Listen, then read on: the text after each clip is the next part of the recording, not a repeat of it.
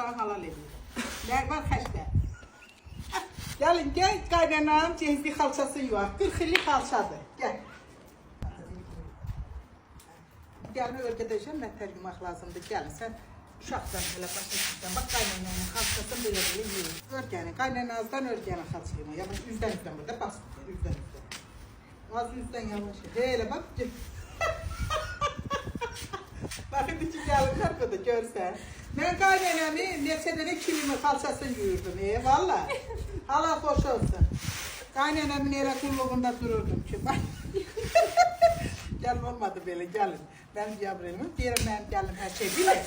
Sən də yuva bilir. Siz moykaları, xalçaları yaman günə qoylar. Az buz kimi dazın ağarsa, sən qaç gerisi, ma ver şutqamı zaten.